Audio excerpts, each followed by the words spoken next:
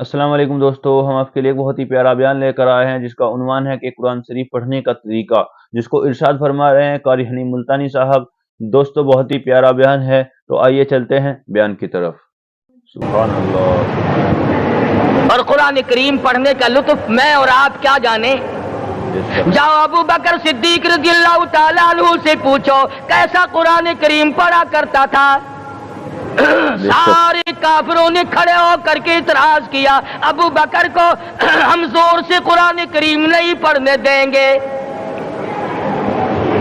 ابو بکر قرآن پڑھتا ہے، ہماری عورتیں پر اثر انداز ہوتا ہے، ہمارے بچوں پہ اثر ہوتا ہے، اور مکے کے کافروں کا یہ بیان ہے کہ جب صدیق اکبر قرآن پڑھتا تھا پہاڑ لرز جایا کرتے تھے۔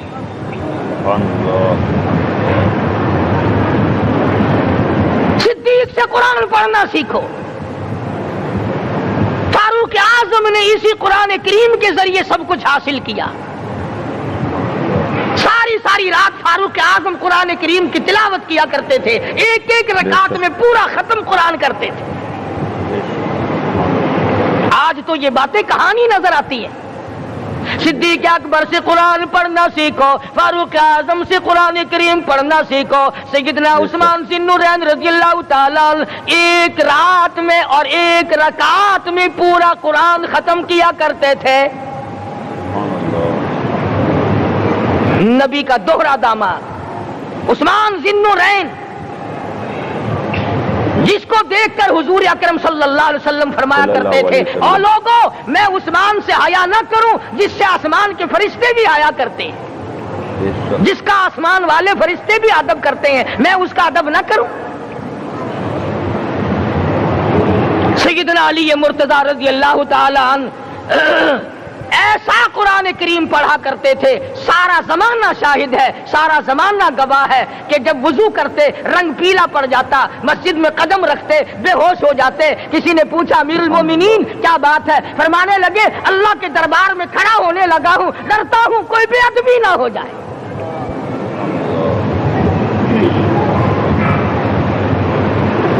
قرآن کریم ان سے پڑھنا سیکھو۔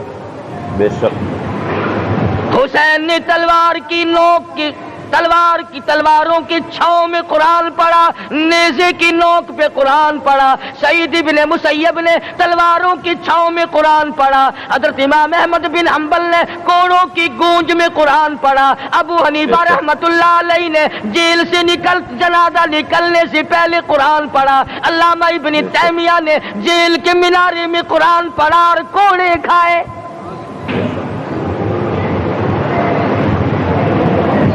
تم بھی قرآن پڑھتے ہو، جب کوئی مر جائے نا پھر قرآن پڑھتے ہیں، اور وہ بھی صحیح سالم پورا نہیں ہوتا۔ کیوں پڑھے؟ کوئی باپ مرے تیرا قرآن کریم پڑھے مولوی، کیوں؟ تیرے باپ کے نوکر ہے مولوی؟ تم خود کیوں نہیں پڑھتے؟ تمہارا خود کا تو یہ حال ہے کہ جن کپڑوں میں باپ نے دم توڑا، جن کپڑوں میں ماں نے دم توڑا، جن کپڑوں میں گھر والی نے دم توڑا، جن کپڑوں میں بھائی نے دم توڑا، وہ سارے کپڑے الگ رکھتے ہو۔ ارے ظالمو، تمہیں اپنے ماں باپ کے کپڑوں سے نفرت ہے۔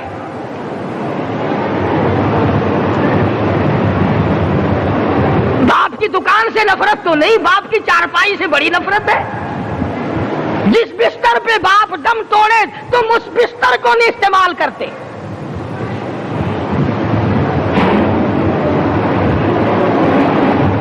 رسموں میں ڈوبے پڑے ہیں لوگ، رسمیں بنا رکھی ہیں، یوں کرنا چاہیے اور اس طرح سے کرنا چاہیے۔ لہد کے پانی سے بچو، مردے کے کپڑے سے بچو، مردے کی چارپائی سے دور رہو، فلاں چیز سے دور رہو۔ تم نے کبھی یہ بھی سوچا کہ اگر تمہارے بس کی بات ہو تم موت سے بھی دور رہ کے دکھاؤ نا؟ اور وہ تو یہ شکر ہے کہ اللہ پاک نے قانون موت کا اپنے ہاتھ میں رکھا، ورنہ یہ جتنے بڑے بڑے ہیں نا، یہ سارے کے سارے فرشتوں کو پیسے دے کر ہمیں مرواتے رہتے۔ یقین جانو سرمایہ دار اور یہ بڑے بڑے افسر سب بچے رہتے، ہمارا تختہ نکلوا دیتے۔ شکر ہے اسرائیل رشوت نہیں لیتا۔ اگر وہاں نوٹوں کے تھبے چلتے تو یقین جانو چپکے سے کان میں کہہ دیا کرتے اسرائیل کے برابر والے کا کام کر دے، میرا نہیں، برابر والے کا رگڑا نکال دے۔ اللہ نے نظام اپنے ہاتھ میں رکھا ہے، پھر بھی لوگ نہیں ڈرتے۔ فرمایا تبارک الذی بیدہ الملک، تمام برکتیں اس ذات کے ہاتھ میں ہے جس کا ملک میں راج ہے، وَهُوَ عَلَى كُلِّ شَيْءٍ قَدِيرٌ، ہر چیز پہ وہ قادر ہے۔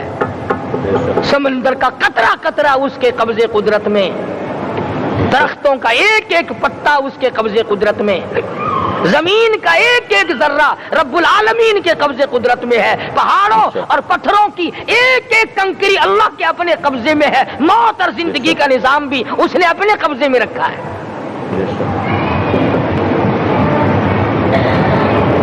قرآن کریم ان سے پڑھنا سیکھو اگر کسی نے پڑھنا ہے۔ مجد الفسانی سرہندی رحمت اللہ علیہ جب قرآن کریم پڑھا کرتے تھے، تھوڑا سا پڑھتے پھر بے ہوش ہو جاتے۔ شاہ ولی اللہ نے مار کھا کر قرآن کریم پڑھا، شاہ عبدالعزیز کے دونوں ہاتھوں کے انگوٹھے کھینچ کر نکال دیے گئے مگر قرآن پڑھا۔ بے شک مولانا شاہ اسماعیل شہید رحمت اللہ علیہ کو بالا کوٹ میں ٹکڑے کر دیے گئے مگر اللہ والے نے قرآن کی تلاوت نہ چھوڑی۔ بے شک ان حضرات نے قرآن پڑھا ہے۔ ہمیں اگر قرآن کی لذت آ جائے، قرآن کریم کا مزہ معلوم ہو جائے، حلاوت معلوم ہو جائے، ہم تمام زندگی تلاوت ہی کرتے رہیں۔ حضرت لاہوری رحمت اللہ علیہ رات دن تلاوت کیا کرتے تھے۔ ظالم افیسروں نے برف کی سلی پہ لٹا لیا اور حضرت سے کہا گیا کہ آپ اپنے مطالبے ختم نبوت سے دستبردار ہو جائیں، تو حضرت نے جواب دیا میں جان کا سودا کر چکا ہوں، ایمان کا سودا نہیں کرتا۔ سید عطا اللہ شاہ صاحب بخاری سب قید رحمت اللہ علیہ جیل میں ہے، 20 سیر گندم روزانہ پیسنے کے لیے ملتی ہے، پسا ہوا آٹا انتظامیہ کے حوالے کر دیتے ہیں۔ حیران ہے انتظامیہ، کس وقت چکی چلاتا ہے بخاری، کس وقت پیستا ہے، یہ تو قرآن پڑھتا رہتا ہے۔ سپرڈن جیل نے چھاپا مار کر دیکھا، پچھلی رات کو قرآن کریم بیٹھا ہوا بخاری پڑھ رہا ہے، سورت یوسف کی تلاوت ہو رہی ہے، چکی خود بخود چل رہی ہے، دانے خود بخود اٹھ کر چکی میں پڑ رہے ہیں۔ یہ حضرات تھے جنہوں نے قرآن مجید لذتوں کے ساتھ پڑھا۔ غازی علم الدین نے پھانسی کی کوٹڑی میں رات دن قرآن کی تلاوت کر کر کے حضور اکرم صلی اللہ علیہ وسلم کا روزانہ دیدار کیا۔ سلطان نور الدین زنگی رحمت اللہ علیہ ہر جمعرات کو پورا قرآن ختم کرتا تھا اور 1000 دفعہ درود شریف پڑھا کرتا تھا۔ مدنی کریم صلی اللہ علیہ وسلم کا خواب میں 12 دیدار کیا کرتا تھا۔ سلطان عالمگیر رحمت اللہ علیہ مغلیہ خاندان کا چشم و چراغ ہے، بادشاہ وقت ہے، قرآن مجید کا حافظ بھی تھا، مفسر بھی تھا، اور مدنی کریم صلی اللہ علیہ وسلم کی 5000 حدیث پاک عالمگیر بادشاہ کو زبانی یاد تھی۔ اور اتنا اچھا مسلمان آدمی تھا کہ ساری زندگی میں تہجد کی نماز قضا نہیں کی، ساری زندگی میں۔ بادشاہ تہجد پڑھا کرتے تھے، آج تم 2 ٹکے کے آدمی تہجد نہیں پڑھتے۔ یہی وجہ ہے کہ ہم آج کافروں کے سامنے مرغوب ہیں، مغلوب ہیں، ان سے دبے ہوئے ہیں۔ کبھی اسرائیل فلسطینیوں کو مارتا ہے، کبھی لبنان کو مارتا ہے، کبھی شام پہ چڑھائی کرتا ہے۔ یہی وجہ ہے ہم نے قرآن چھوڑا، اللہ پاک نے اپنی رحمت کی چادر ہمارے سر سے اتاری۔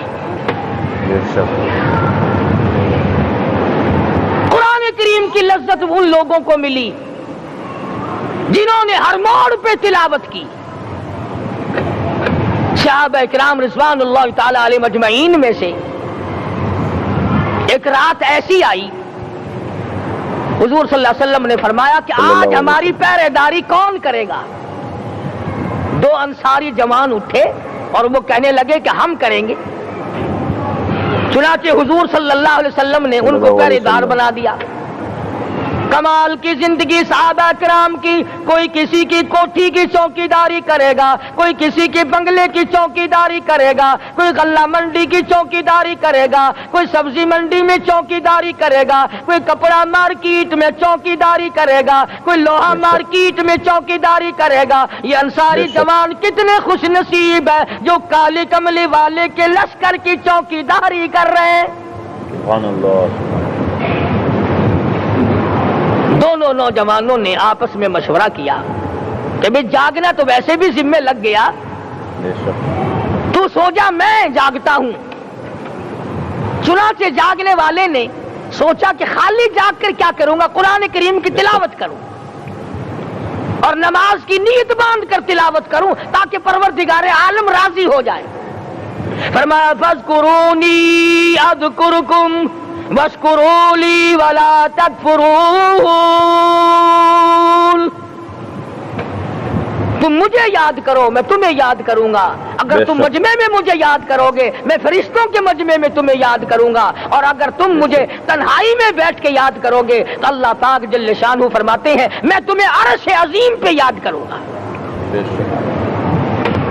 जिस नौजवान ने अपने जिम्मे जागना लिया, कुरान करीम की तिलावत शुरू कर दी, नमाज की नीयत बांध कर सूरत कहफ पढ़ने लगा। दुश्मन की तरफ से तीर लगा कमर में, पता ही ना चला कैसी नमाज पढ़ता होगा कि उसको पता ही ना चला। दूसरा तीर लगा, तीसरा तीर लगा, खून बहकर सोने वाले साथी के नीचे पहुंचा। उसने उठकर शोर मचाया नमाज खत्म कर, दुश्मन आ गया। चुनाचे जब नमाज खत्म की तो कमर पे हाथ लगाकर कहने लगा कि मेरी कमर में तो तीर चुभे हुए हैं। उन्होंने कहा तुझे पता नहीं? कहने लगा नहीं मुझे कोई पता नहीं। अब वो साहबी खींचकर निकालने लगा, तो जिसको लगे हुए थे वो कहने लगा क्या तो दुख होता है, मैं दोबारा नीयत बांधता हूँ, कुरान पढ़ने लगूंगा, फिर निकालना मुझे पता ना चलेगा। और मुसलमानों खुदा की कसम नबी के दीवानों ने, नबी के परवानों ने ऐसा कुरान पढ़ा तीर चुभते गए, पता ही ना चला। बेशक मेरे नबी तेरे नबी सारी कायनात के नबी, अर्शियों के नबी, फर्शियों के नबी, मदनी करीम सल्लल्लाहु अलैहि वसल्लम ने एक एक वक्त में 15-15 दिन दरख्तों के पत्ते चबा कर खुदा का कुरान पढ़ा। आज हम लोग मक्खन खा कर कुरान नहीं पढ़ते। मदनी करीम सल्लल्लाहु अलैहि वसल्लम ने एक एक वक्त में 2-2 पत्थर अपने पेट पे बांध कर खुदा का कुरान पढ़ा। आज हम लोग हजारों नियामतें खा कर कुरान करीम नहीं पढ़ते।